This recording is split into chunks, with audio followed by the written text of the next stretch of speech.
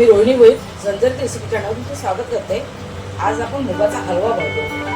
उद्या सोमवार उपवासानिमित्त आपण हलवा बनवतो. मूग कसे आपल्याला पचनाला हलके असतात ना, तर आमच्याकडे पहिल्यापासून मूग शिजवून आहे ना त्याचं असं खीर टाईप म्हणजे प्रसादासारखं बनवतो आम्ही. तर तुम्ही जर नसाल खात तर नका बनवू, पण खात असाल तर अवश्य बनवून बघा. मूग खूप सुंदर लागतं. मुगाची डाळ आपण तळलेली खातोच ना, तसंच हा मुगाचा त्याप्रमाणे हा मुगाचा हलवा आम्ही बनवतो. साधा आपण एकदम खूप सारं तूप आणि असं टाकून नाही बनवत. उपवासाला आपल्याला पचनाला हलकं पडायला पाहिजे. तर चला आता आपण पहिल्यांदा सुरुवात करूया. इथे बघा 2-3 टेबलस्पून मी घी घेतलेलं आहे. आता त्यामध्ये आपण मूग शिजवून घेतलेले आहेत. मूग आपण पहिला शिजवलेलं आहे, कुकरला शिटी लावून शिजवून घेतलेलं आहे. ते आपण आता यामध्ये परतून घेऊया, खरपूस तळून घेऊया, म्हणजे भाजून घेऊया.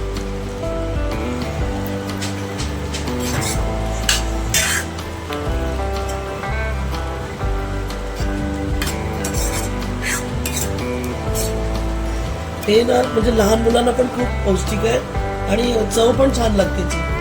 लहान मुलांना वाटीभर जरी दिलं ना तर एका दिवसातला त्याचा प्रोटीनचा कोटा पूर्ण होतो. आता आपण यामध्ये ना अर्धी वाटी साखर घालून घेणार आहे. तुम्हाला जर आवडत नसेल तर तुम्ही गुळ पण टाकू शकता, गुळामध्ये बनवू शकता. गुळामध्ये टेक्स्चर वेगळा होईल, साखरेत पण वेगळा होतो. पण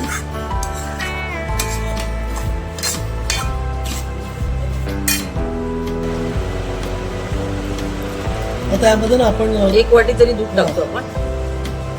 तुम्हाला जेवढं पातळ पाहिजे असेल तसं टाका.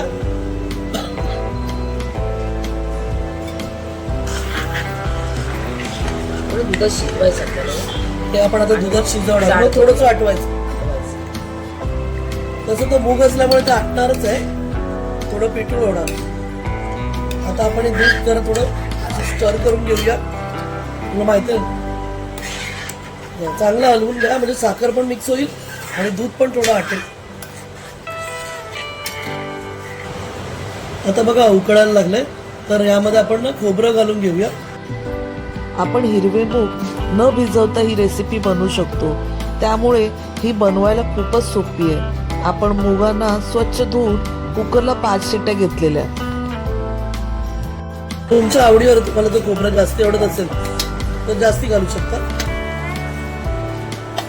आणि आता हे आपण मिक्स करून घेऊया.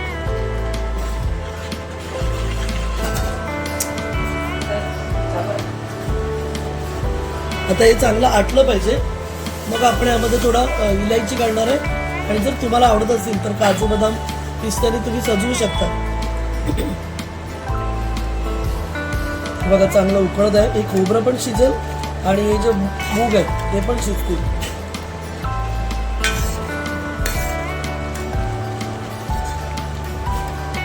आता खूप जण बोलतील आम्ही हे नाही खात उपवासामध्ये, हे नाही चालत उपवासामध्ये.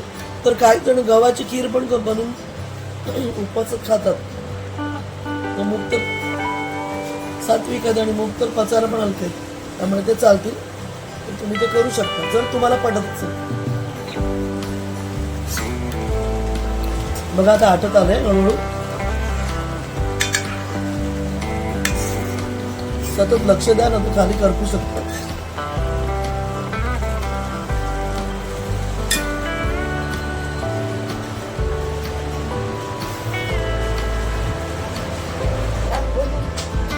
एक चमचा इलायची पावडर टाकली, थोडीशी अजून एक टाकली, थोडीशी. आता हे मिक्स करून घेऊया.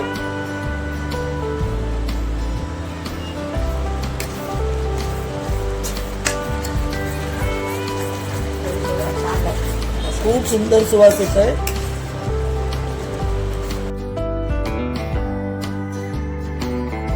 आता भरपूर उपवास तर येतातच आहेत, तर उपवासात आपण हे खाऊ शकतो. तर आणि आपली नारळी पौर्णिमेला नैवेद्य पण देऊ शकतो. अशी खूपच सुंदर आणि सोपी अशी रेसिपी आहे. आणि खीर म्हणून जेवणातही घेऊ शकतो. अशी टेस्टी आणि सिंपल अशी रेसिपी आहे. तर तुम्ही नक्की बनवून बघा आणि आम्हाला कळवा तुमची कशी. आपण आता एका वाटीमध्ये काढून घेऊया खीर.